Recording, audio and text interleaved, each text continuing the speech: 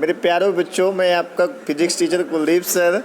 आज मैं आपको इस वीडियो में एक विमीय गति, द्विविमीय गति तथा त्रिविमीय गति के बारे में आपको बताऊंगा। यानी 1 dimensional motion, 2 dimensional motion and 3 dimensional motion पढ़ाऊंगा। ठीक है बेटा, तो आइए हम लोग बात करते हैं कि 1 डायमेंशन, 2 डायमेंशन और 3 डायमेंशन होता क्या है। ठीक है, ये 3 प्रकार के होते हैं। पहला होता है आपका एक विमीय गति, इसको इंग्लिश में हम लोग कहते हैं 1 डायमेंशनल मोशन। 1 डायमेंशनल मोशन यदि वस्तु की स्थिति को प्रदर्शित करने के लिए अगर कोई भी वस्तु है तो उसकी पोजीशन आप 3 दिखाएंगे, एक x दिखाएंगे, दूसरा y दिखाएंगे, तीसरा क्या दिखाएंगे, z दिखाएंगे ना। तो यदि वस्तु की स्थिति को प्रदर्शित करने के लिए आवश्यक 3 निर्देशांकों में से केवल एक समय के साथ परिवर्तित हो तो केवल एक समय के साथ परिवर्तित हो रहा हो तो वस्तु की गति क्या कहलाती है, एक विमीय अथवा ऋज रेखीय गति कहलाती है। फिर से बेटा ध्यान देना है आपको, यदि वस्तु की स्थिति को प्रदर्शित करने के लिए, जैसे आपकी जो वस्तु की स्थिति होगी 3 डायरेक्शन होंगे, एक x होगा, दूसरा y होगा, तीसरा z होगा। किसी एक डायरेक्शन में गति हो तो ये गति आपकी एक विमीय गति कहलाती है, यानी 1 डायमेंशनल मोशन कहलाती है। ठीक है, इसका एग्जाम्पल हम लोग समझते हैं।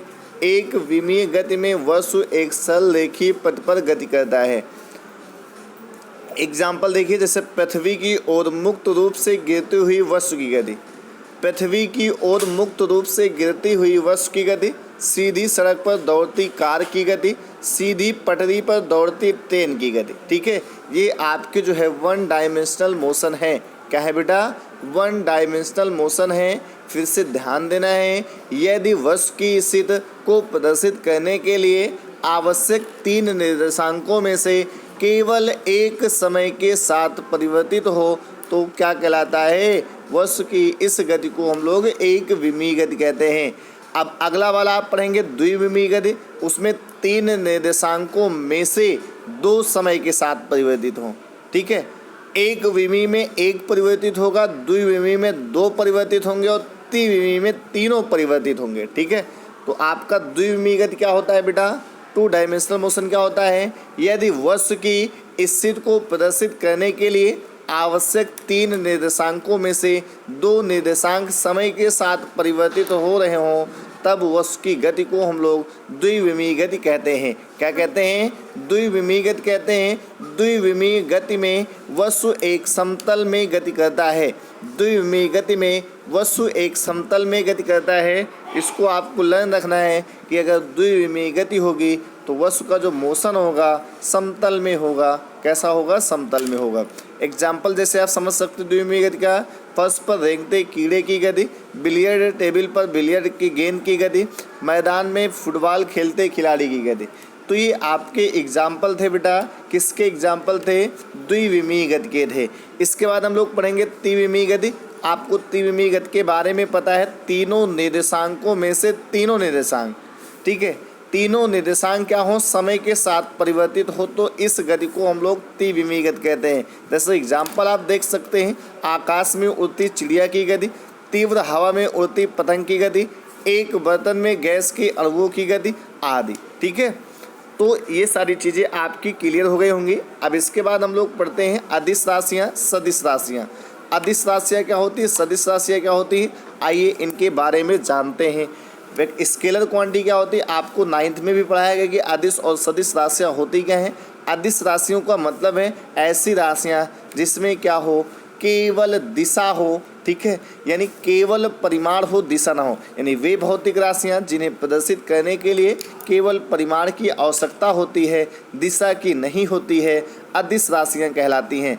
जैसे दूरी हो गया, चाल हो गया, कार्य हो गया, ऊर्जा हो गया, घनत्व हो गया, ठीक है, दाब हो गया आदि। ये सारी चीज़ें कैसी राशियाँ हैं, अदिश राशियाँ हैं। ठीक है, उसके बाद हम लोग पढ़ते हैं सदिश राशियाँ। सदिश राशियों को हम लोग इंग्लिश में वेक्टर क्वांटिटीज कहते हैं। वे भौतिक राशियाँ जिन्हें व्यक्त करने के लिए परिमाण के साथ साथ दिशा की आवश्यकता होती है। वे भौतिक राशियाँ जिन्हें व्यक्त करने के लिए परिमाण के साथ साथ दिशा की भी आवश्यकता होती है सदिश राशियाँ कहलाती हैं। यानी कि आपकी जो वेक्टर क्वांटिटी होंगी इसमें डायरेक्शन और मैग्नीट्यूड दोनों होगा, और जो अदिश राशियाँ होती हैं इनमें केवल मैग्नीट्यूड होता है, डायरेक्शन नहीं होता है। इनमें केवल मैग्नीट्यूड होता है, डायरेक्शन नहीं होता है। तो सदिश राशियों के एग्जाम्पल भी देख लीजिए। जैसे यहाँ पे दूरी है, यहाँ पे आपका विस्थापन होगा, यहाँ पे चाल है, यहाँ पे आपका क्या होगा, वेग होगा। क्या होगा, वेग होगा। तो ये सारी चीज़ें आपकी क्या हैं बेटा, सदिश राशियाँ हैं। क्या हैं, सदिश राशियाँ हैं। आइए आगे बात करते हैं, दूरी क्या होता है, विस्थापन क्या होता है। दूरी को हम लोग इंग्लिश में डिस्प्लेसमेंट कहते हैं। दूरी को हम लोग इंग्लिश में डिस्प्लेसमेंट कहते हैं। डिस्प्लेसमेंट नहीं, दूरी को हम लोग इंग्लिश में डिस्टेंस कहते हैं। विस्थापन को हम लोग इंग्लिश में डिस्प्लेसमेंट कहते हैं। विस्थापन को हम लोग इंग्लिश में डिस्प्लेसमेंट कहते हैं। तो आइए हम लोग पहले डिस्टेंस की बात करते हैं। What is distance? किसी वस्तु द्वारा तय किए गए पथ की कुल लंबाई को, किसी वस्तु द्वारा तय किए गए पथ की कुल लंबाई को, जैसे आप यहाँ से यहाँ तक चले, आपकी ये डिस्टेंस 10 किलोमीटर है, तो आपके द्वारा तय की गई दूरी कितनी होगी, 10 किलोमीटर हो गई। जैसे आप स्कूल से घर गए, ठीक है, या घर से स्कूल है, घर से स्कूल की डिस्टेंस आपकी मान ले 20 किलोमीटर है, तो आप अगर स्कूल पहुँच आए तो पूछा जाएगा आपके द्वारा तय की गई दूरी कितनी होगी, तो 20 किलोमीटर होगी। ठीक, जो दूरी होती है वो एक जो है अदिश राशि होती है। दूरी कैसी क्वांटिटी होती है बेटा, स्केलर क्वांटिटी होती है। कैसी क्वांटिटी होती है, स्केलर क्वांटिटी होती है। इसका मात्रक आपको पता है कि मीटर होता है। उसके बाद हम लोग विस्थापन पढ़ते हैं। विस्थापन क्या होता है, किसी वस्तु की प्रारंभिक तथा अंतिम स्थितियों के बीच की न्यूनतम दूरी को। ये सारी चीज़ें आपको 9th में पढ़ाई गई हैं। विस्थापन को हम लोग इंग्लिश में डिस्प्लेसमेंट कहते हैं। क्या कहते हैं, डिस्प्लेसमेंट कहते हैं। किसी वस्तु की प्रारंभिक तथा अंतिम स्थितियों के बीच की न्यूनतम दूरी को विस्थापन कहते हैं। ये आपकी जो है सदिश राशि होती है। कैसी राशि होती है, सदिश राशि होती है। कैसी राशि होती है, सदिश राशि होती है। आइए अब इन दोनों को हम लोग एग्जाम्पल के माध्यम से समझते हैं। जैसे बेटा ये आपका घर है, घर से आप स्कूल तक आए, ठीक है। घर से स्कूल की जो डिस्टेंस है वो 10 किलोमीटर है। घर से जो स्कूल की डिस्टेंस है वो 10 किलोमीटर है। स्कूल आने के बाद फिर आप वापस घर गए तो 10 किलोमीटर फिर जाएंगे। अगर आपसे पूछा है इसमें टोटल डिस्टेंस कितनी होगी, तो 10 गए और 10 आए, टोटल डिस्टेंस आपकी कितनी हो जाएगी बेटा, 20 किलोमीटर। टोटल डिस्टेंस कितनी होगी, 20 किलोमीटर। अगर इसी में आपसे डिस्प्लेसमेंट पूछ ले, ठीक है, तो प्रारंभिक तथा अंतिम स्थितियों का अंतर लेंगे, यानी जहाँ से गए वहीं फिर आ गए। इसका मतलब आपका जो डिस्प्लेसमेंट हुआ वो आपका 0 हो जाएगा। कितना हो जाएगा, 0 हो जाएगा। आइए एक दो एग्जाम्पल और देखते हैं। जैसे आप यहाँ से चले यहाँ तक गए, ठीक है, ये आपकी डिस्टेंस 10 किलोमीटर है। फिर आप यहाँ से वापस 2 किलोमीटर वापस चले आए, फिर आप यहाँ पे रुक गए, ठीक है, ये डिस्टेंस आपकी 2 किलोमीटर है। अब यहाँ से अगर आपसे पूछा जाए कि आपके द्वारा तय की गई कुल दूरी कितनी होगी, तो पहले 10 गए फिर 2 वापस आए, तो टोटल डिस्टेंस आपका 12 किलोमीटर हुआ। डिस्प्लेसमेंट कितना होगा, 10 में से 2 माइनस कर दोगे, यानी 8 किलोमीटर आपका डिस्प्लेसमेंट हो जाएगा। तो इस तरीके से आप डिस्टेंस डिस्प्लेसमेंट के जो भी क्वेश्चन होंगे सॉल्व कर लेंगे।